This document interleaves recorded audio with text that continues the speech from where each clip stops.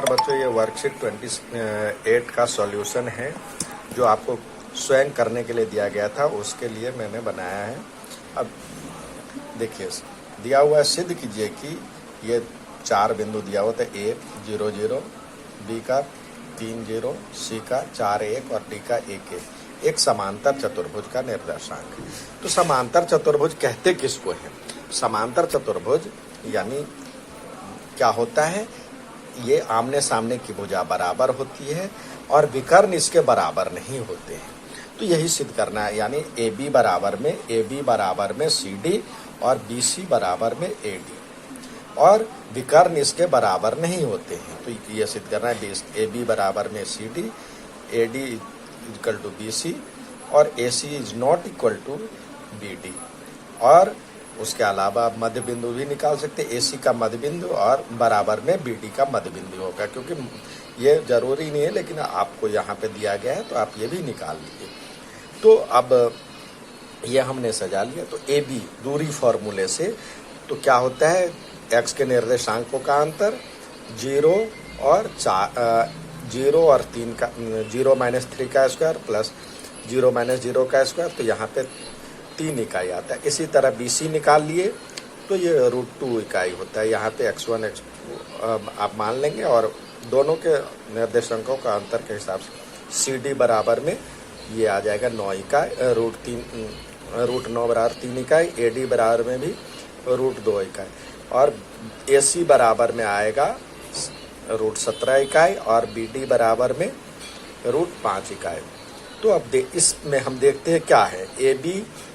AB जो है 3 इकाई है AB और 3 इकाई AB बराबर CD आ गया 3 इकाई और BC 2 सेंटीमीटर और AD भी 2 सेंटीमीटर, √2 इकाई, ये भी √2 इकाई।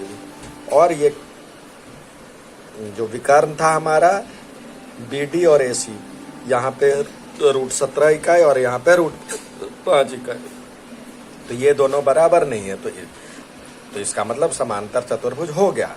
अब हम मध्य बिंदु से भी चेक कर लेते हैं। मध्य बिंदु, दोनों का मध्य बिंदु मतलब समद्विभाजित करता है, तो इसका मध्य बिंदु निकालते AC का 4 और 0/2 और 1 और 0/2 और इसका निकालते हैं तो 3 और 1 4/2, x का निर्देशांकों का जोड़ का आधा और y के 0 और 1 के बटे 2।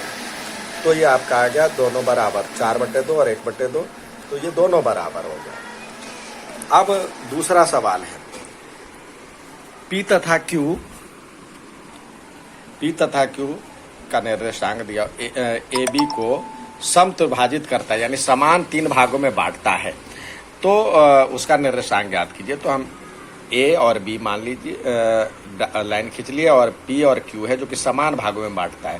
तो इसका निर्देशांक x1 y1 और x2 y2 मान लेते हैं। और ये 1 तो P इसको 1 और इधर 2 हिस्सा रहता है, तो 1:2 में विभाजित करता है, तो M1 1 M2। तो x का फॉर्मूला क्या होता है, M1 x2 plus M2 x1 अपन में M1 प्लस M2, तो इससे निकालते हैं तो ये -1 आया। और y का निर्देशांक फिर उसी फॉर्मूले से, तो ये आता है 0। इसी तरह P का निर्देशांक क्या आ गया, -1 और 0। अब Q इधर 2 हिस्सा और 1 हिस्सा, तो 2:1 में विभाजित करता है, तो ये M1 हो गया ये और M2 हो गया ये। फिर उसी तरह फॉर्मूले पे इसका निर्देशांक हमने AB माना, तो A बराबर में M1 x2 plus M2 x1 अपन में M1 M2, तो इससे आता है -4 और B का वैल्यू आता है 2, तो इसका निर्देशांक आ गया -4 और 2। ये दोनों निकालने के लिए कह रहा था P और Q का निर्देशांक, तो ये आपका सॉल्व। अब अगला सवाल है, क्वेश्चन 3 है, जो कि बिंदु 4 और P तथा 1 और 0 वृत्त के व्यास के अंत बिंदु यानी एंड पॉइंट है। तो व्यास की लंबाई यदि 10 सेंटीमीटर है तो वृत्त का केंद्र ज्ञात करें। तो इसमें क्या दिया हुआ है, लंबाई दिया है, यानी वृत्त की लंबाई दिया हुआ है और 2 बिंदु दिया हुआ है। तो अब पहले हम P निकालेंगे, फिर इसका केंद्र निकालेंगे।